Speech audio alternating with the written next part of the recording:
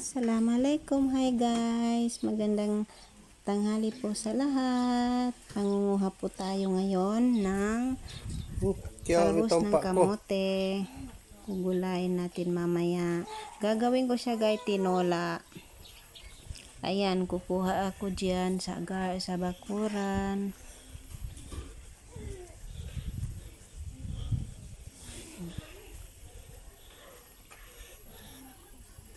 Ito guys, chili siya. Ayan, sili.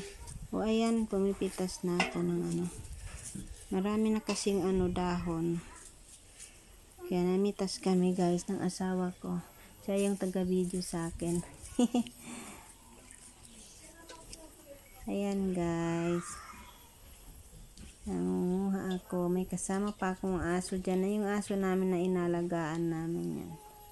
Kung saan kami magpunta, nakasunod naman siya.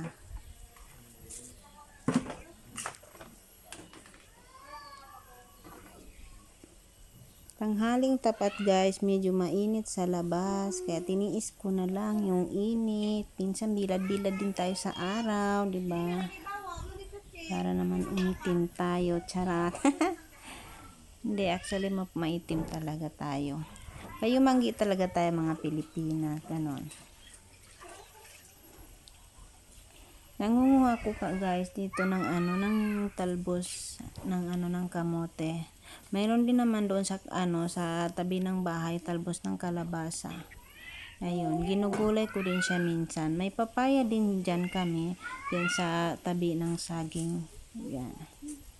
Yun naman ay kamoteng kahoy. Ayan. Kumuha ako guys ng isang palanggana para sa ating tanghalian. Nagluluto ako ng tinola, isdang tinola. Ayan.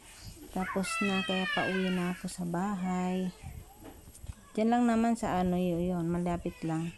Kukuha pa ako dyan guys. Nakalimutan ko yung panglagay, yung dahon-dahon na panglagay sa Ano ba ito? Parang yung thyme sa English na tawag. Ayan, bumalik pa ako kasi nga nakalimutan ko. Ayun, pumitas ako ulit kasi may tinatanim kami doon sa gilid ng bahay. Ayan.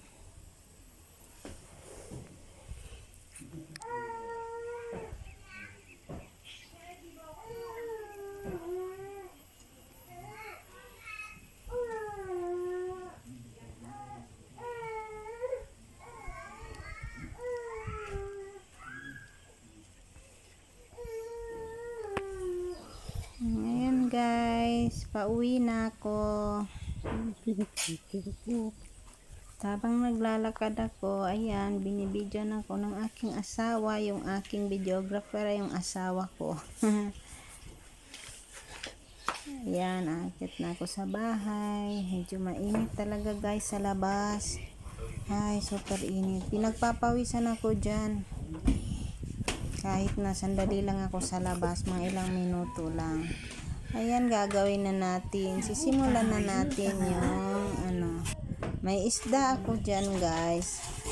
Ayan, magdikdik na tayo lang para sa ating tinola. Usually guys kasi dinalagyan ko siya ng sili at saka mayroon na tayong dyan. May luya tayo. May sibuyas din. Wala lang kami guys kamatis. Ayan, dinidiktik ko siya para malasa siya guys. Medyo malasa ang niya. Yan lang talaga ako pag ako ng tinola.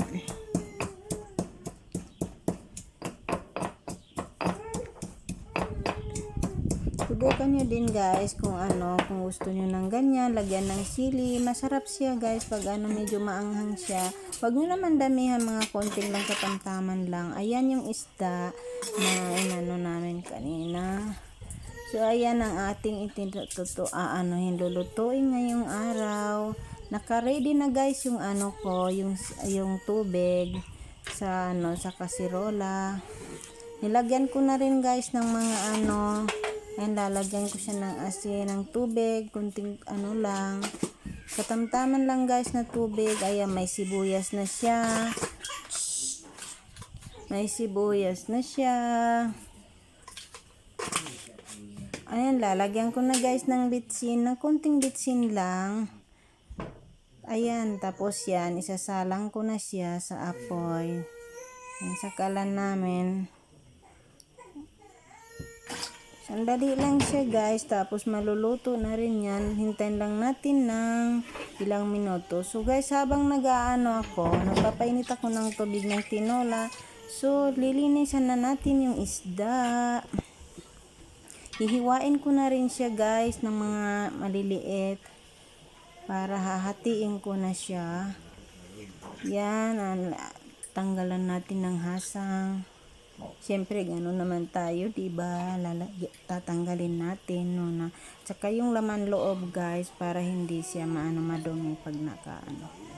Ayan.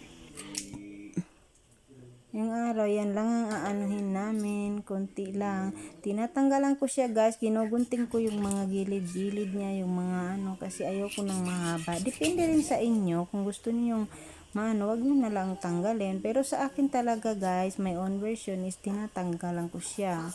Yung mga ganyan, may babalat dyan na talagang matatanggal din siya minsan. O, ayan.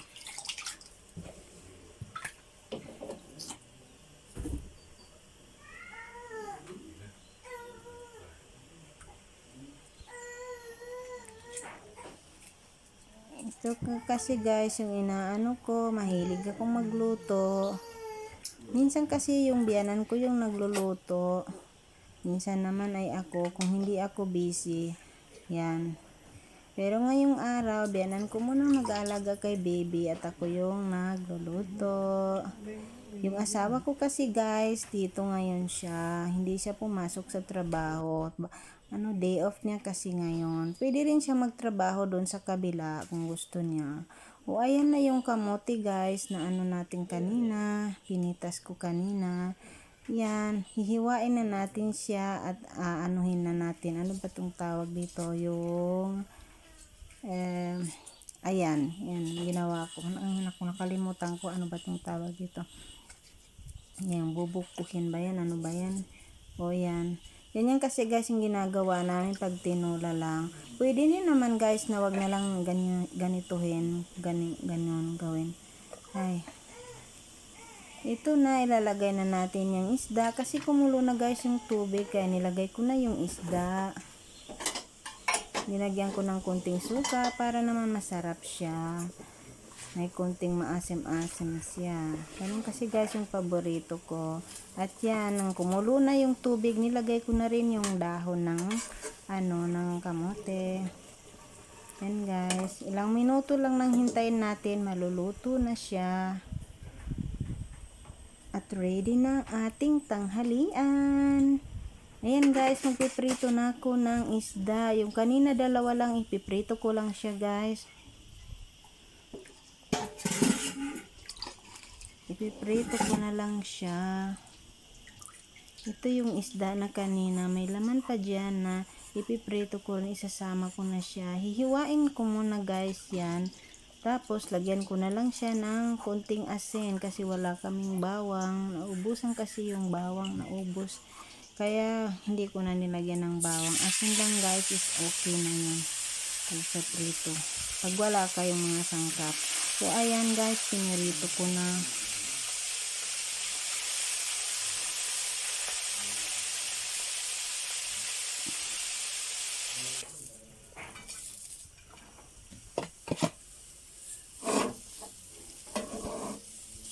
Ininit ko na rin guys itong papaya. Papaya na ginagayat-gayat lang. Ininit ko lang siya guys para sa aming tanghalian. O, ayan. Luto na rin guys yung tinola. So, ilalagay na natin sa plato at tayo maghahanda na para sa tanghalian. O, ayan guys, nakaano na ako. Kakain na po tayo guys. Happy lunch time po sa lahat. Kakain na po tayo. Samahan nyo po ako. Simpleng ulam lang guys, pero masarap. Yan lang yung ulam namin for today. Yummy, yummy. Okay na rin to guys. Basta maano, lagyan lang natin ng chili kasi mahilig ako sa chili guys. Gusto kasi yung maanghang. Yan, higop tayo ng sabaw. Wow, yummy.